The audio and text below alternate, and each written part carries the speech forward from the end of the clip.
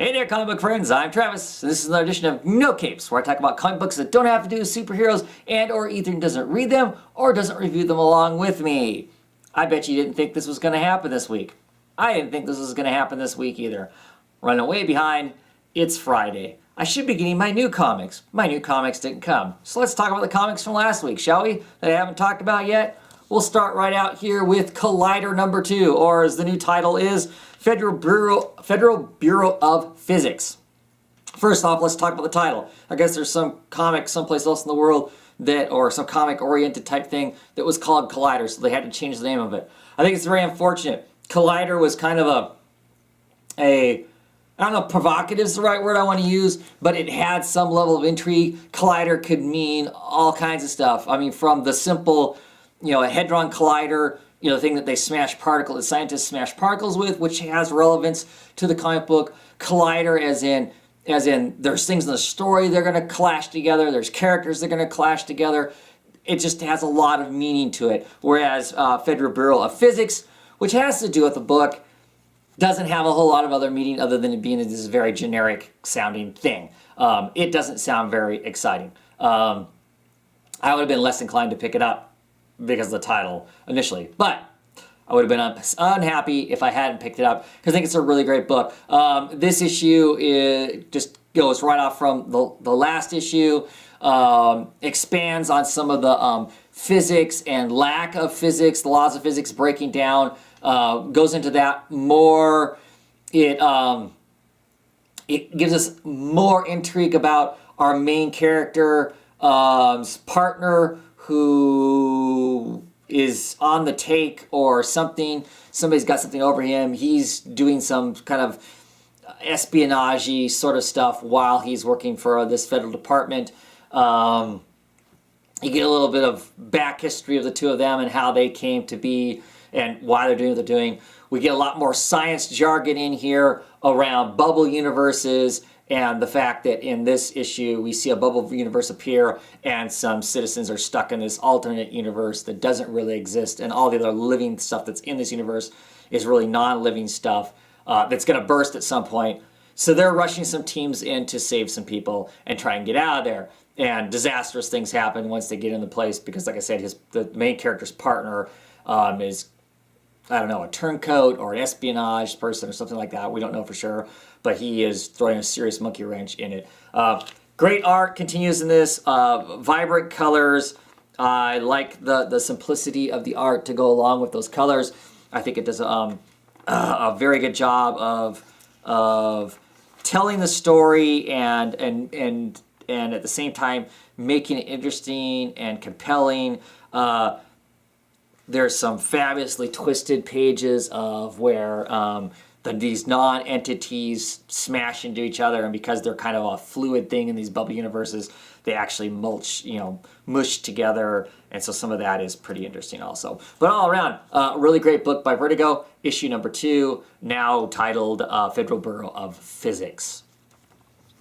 Let's see. Next up, let's talk about American Vampire Anthology. I have never read American Vampire. As some people have heard me talk about here very recently on some other things. I didn't really jump on it because I didn't really know, this is before Scott Snyder's name was quite so known, so I didn't have faith in him as a writer, and Stephen King was attached to it, and there were vampires, and so it didn't really interest me a whole lot. I've since heard lots of good things about the book. I'm going to have to go buy the trades of it at some point. But I thought I'd check out this anthology because it's written by a bunch of people, a bunch of creators I like.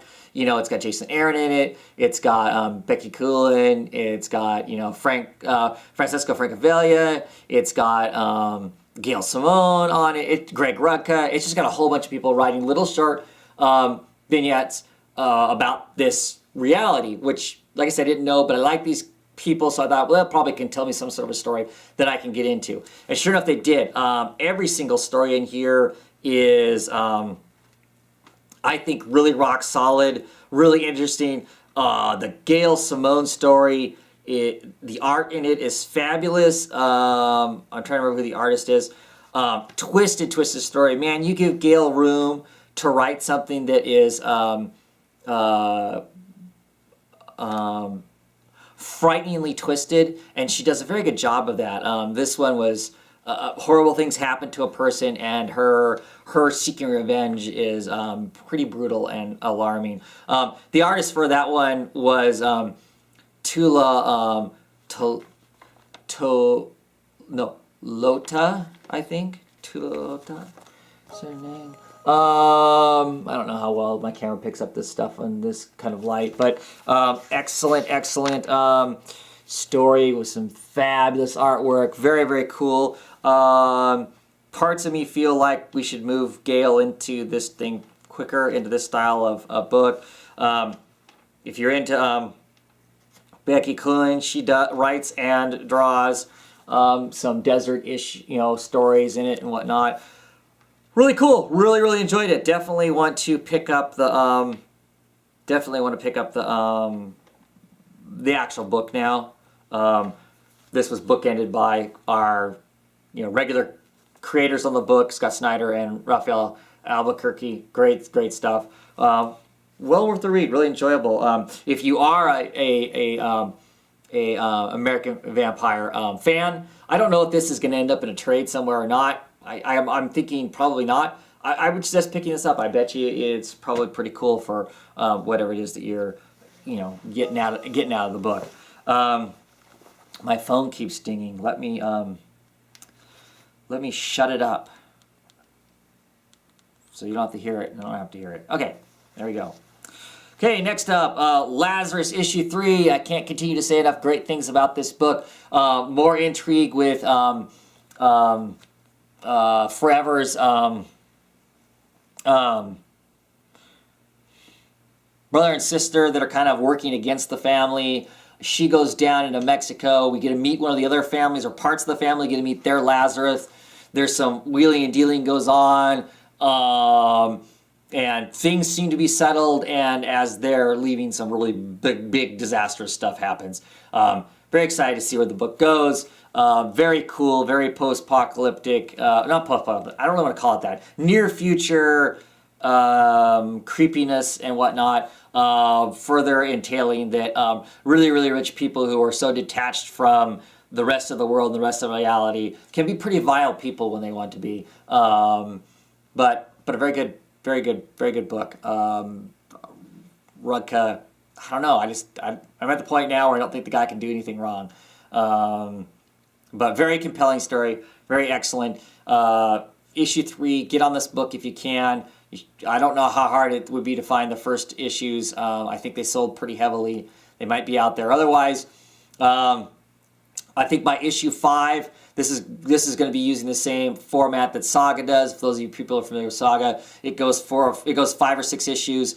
Then they're going to take a month break. During the month break, they'll put out a trade of the book, which I'm sure is going to be like $9.99 because that's how all these Image stuff has been going.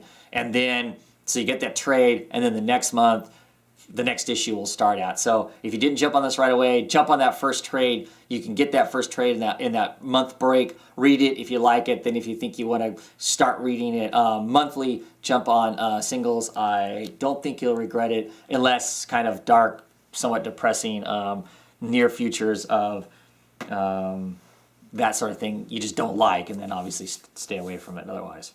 I like it. Okay, The Massive. This is issue 15.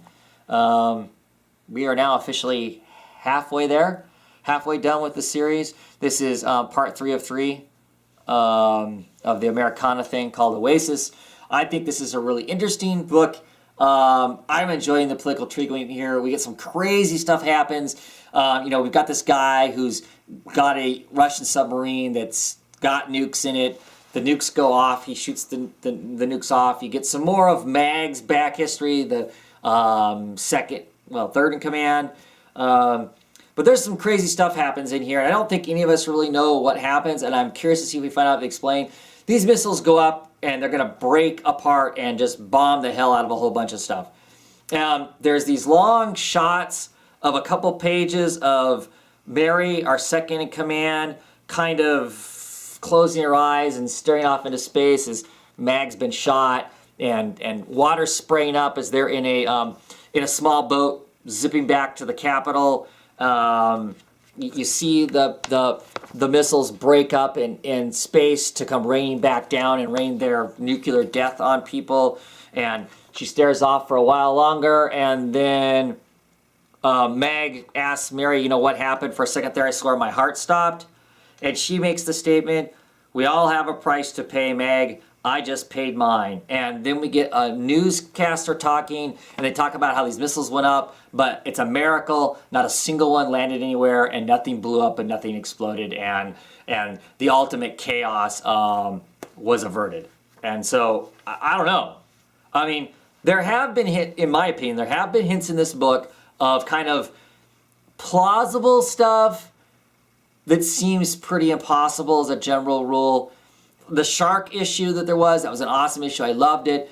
But the reality of there actually being an honest to God megalodon, a prehistoric shark that is, the size of a giant ocean liner, the reality of something like that swimming around in the deep, deep, deep, I guess it's plausible, but not very probable. I don't know. Did Mary have does she have some ability to shut these things down, or she had some other play going on that we haven't been informed of, because Mary does lots of stuff that we don't know about until after she's already done it. If there was something, she managed to do something to create that. If she was actually in on it with our guy that stole the submarine to make this launch go, but none of the missiles actually were active. They didn't have active warheads.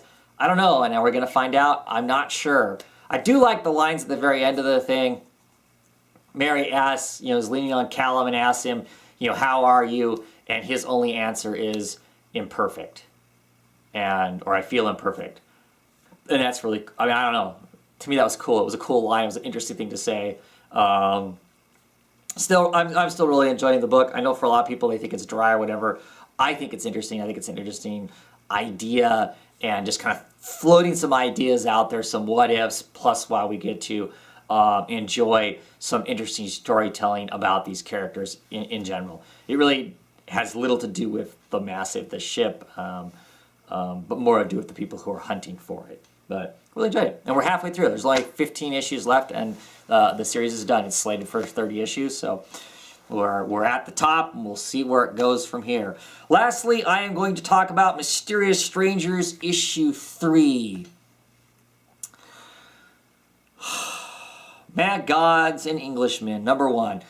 I want to like this comic. I really do. It's kind of a hip 60s funk kind of a feel is what it's supposed to have, I think. But it never quite grasped. Here this one has to do with this band that's kind of like the Beatles, and it's a big play off the Beatles. It's kind of like the time when the Beatles, went off and did the Hare Krishna thing and all that kind of stuff, and then came back and cut an album being that much wiser and all this stuff. And this band is kind of like that, except for them. They're going to do this concert, and it's going to open up this gateway, and horrible things are going to happen. But I don't know. There's just something too simple about this book, and not charming enough. I like the art fine, but I don't know. There's just something. There's just something about it that makes me not want to pay the $4 for the book, or even at my discount, the $3.50 or whatever it is. So yeah, I'm just not real excited on this. I probably have a couple more issues going, but I don't think I'm going to order this the next issue. It just isn't doing enough for me. Maybe I'll stop now, and when they put out a trade in 3 or 4 more months, after 3 or 4 more months, 3 or 4 more issues, maybe I'll pick up a trade and see if I read it all at once, if I get into it more.